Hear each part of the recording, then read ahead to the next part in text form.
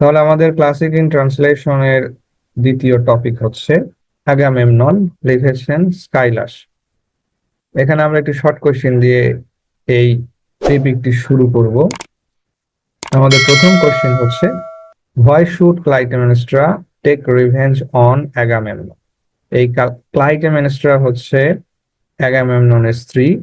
তো আগামেমনন কিছু ভুল করেছিল, যার কারণে তার স্ত্রী তার উপরে রিভেঞ্জ নিতে চেয়েছিল। তার কারণগুলো কি কি সেগুলো হচ্ছে, ফর সেভারাল রিজনস, অনেকগুলো কারণ আছে। Clytemnestra wanted to take revenge on Agamemnon. বেশ কিছু কারণ ছিল আগামেমননের প্রতি ক্লাইটেমেনস্ট্রার প্রতিশোধ নেওয়ার। তার প্রথম কারণ হচ্ছে দ্য স্যাক্রিফাইস অফ ইফিজেনিয়া। এই যে ইফিজেনিয়া হচ্ছে আগামেমনন এবং ক্লাইটেমেনস্ট্রা এই দম্পতির মেয়ে। তো আমরা যেহেতু এর আগের এপিকটা পড়েছি ইলিয়াড, ওখানে অ্যাগামেমননের কথা ভালোভাবে উল্লেখ ছিল। আর অ্যাগামেমনন সম্পর্কে আমরা পড়েছি, এই যে ইফিজেনিয়াকে বলি দিয়েছিল অ্যাগামেমনন, তার কারণ ছিল সে যেন যুদ্ধক্ষেত্রে যে রওনা দিয়েছিল ট্রয় নগরীর উদ্দেশ্যে, সেই যাত্রা শুভ হয় এবং যাত্রাপথে তার জাহাজগুলো এক প্রকার আটকে গিয়েছিল। এই জন্য তাদের গডকে বা দেবতাকে খুশি করার জন্য, সন্তুষ্ট করার জন্য এই নিজের মেয়েকে বলি দিয়েছিল। Clytemnestra was deprived of the pleasure of married life. আরো একটি কারণ ছিল যে অ্যাগামেমনন ক্লাইটেমেনস্ট্রাকে ছেড়ে ট্রয় নগরীতে গিয়ে আনুমানিক 10 বছর যুদ্ধ করেছিল। তো এই যে 10 বছর হলে সে বাড়ি ছাড়া, এতে করে ক্লাইটেমেনস্ট্রা যে বিবাহের যে প্লেজার সেইটা থেকে বঞ্চিত হয়েছিল। Agamemnon was not performing his duty as a husband. আর অ্যাগামেমনন একজন স্বামী হিসেবে তার ডিউটি যথাযথ পালন করেনি। Bring Cassandra as a mistress. Troy নগরীতে যখন যুদ্ধ করে জয় পেল, তারা সেখান থেকে ক্যাসান্দ্রা নামক মেয়েকে নিয়ে এসেছিল তার মিস্ট্রেস এবং দাসী হিসেবে।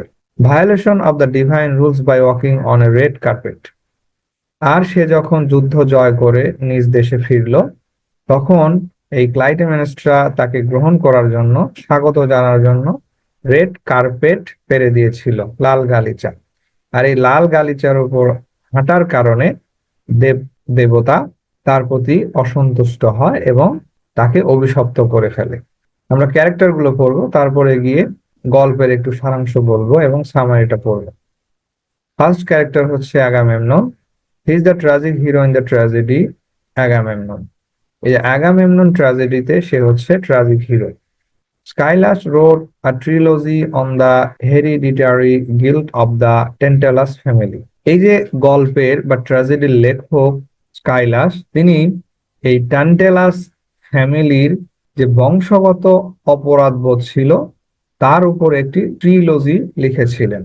আর ট্রিলজি হচ্ছে a group of three related things.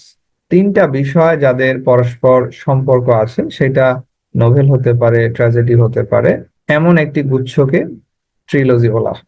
তো এখানে এই যে আগামেমননের পূর্বপুরুষেরা, তারা একটি অভিশাপে অভিশপ্ত হয়েছিল, আর সেইটা ধারাবাহিকভাবে উত্তরসূরি হিসেবে আগামেমননের উপরে পড়েছিল। অভিশাপটা ছিল যে এই বংশের সব সময় হানাহানি লেগেই থাকবে, রক্তপাত লেগেই থাকবে এবং খুনাখুনি লেগে থাকবে। আর দ্য ট্রিলজি, আর সেই ট্রিলজি ছিল, তার প্রথমটি ছিল আগামেমনন, দ্বিতীয়টি ছিল হচ্ছে চোফেরি এবং তৃতীয়টি হচ্ছে ইউমেনিডিস। তার মধ্যে আমরা আগামেমননটা এখন পড়তেছি। The story of the tragedy started long before the Trojan war. আর এই যে ট্র্যাজেডির স্টোরি, গল্প, এইটা ট্রোজান ওয়ার, ট্রয় নগরীর যে যুদ্ধ শুরু হয়েছিল, এইটার অনেক আগেই এই গল্পের সূচনা হয়েছিল। The forefather of Agamemnon committed a sin which Agamemnon inherited and then his son. আগামেমননের পূর্বপুরুষেরা একটি অপরাধ করেছিল, আর যেইটার প্রতিফলন এই উত্তরসূরি হিসেবে আগামেমনন পেয়েছিল এবং পরবর্তীতে গিয়ে তার সন্তানেরাও পেয়েছিল। In Greek tragedy the tragic character was not a free will agent. আর গ্রিক ট্র্যাজেডিতে আমরা এর আগেও পড়েছি, বিশেষ করে অ্যানশিয়েন্ট ট্র্যাজেডি গুলোতে যে ক্যারেক্টার গুলো আছে তারা ফ্রি উইল এজেন্ট না, they were the puppet on the hand of divine পাওয়ার।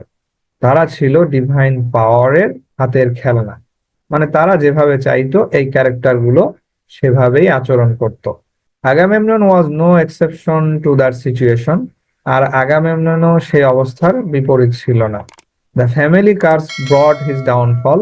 আর এই যে পরিবারের উপর একটা অভিশাপ ছিল, এইটা তার যে পতন হয়েছিল, আগামেমননের পতন, সেইটা সেইটার জন্য দায়ী। আর if Agamemnon was responsible for this, আর যদি আগামেমনন তার ডাউনফলের জন্য, পতনের জন্য দায়ী হয়ে থাকে, তাহলে তার যে হ্যামারশিয়া গুলো ছিল, মিস্টেক গুলো ছিল, সেগুলো কি কি?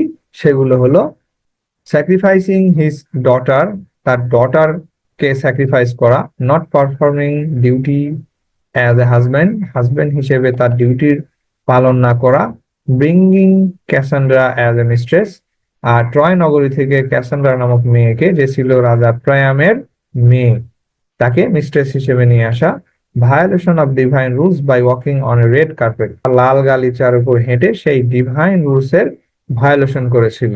অর্থাৎ এই লাল গালিচার উপর হাঁটার একমাত্র অধিকার ছিল ডিভাইন পাওয়ারদের, দেব দেবতাদের। আর hamartia is a fatal flaw leading to the downfall of a tragic hero আর হিরোইন। আর হ্যামারশিয়া বলতে আমরা গুরুতর কোনো অপরাধকে বুঝে থাকি, মিস্টেককে বুঝে থাকি, যা কোনো হিরো অথবা হিরোইনের ডাউনফলের জন্য দায়ী ধরা হয়। এরপর নেক্সট ক্যারেক্টার হচ্ছে Clytemnestra. She is considered an iron lady for her cruel activities.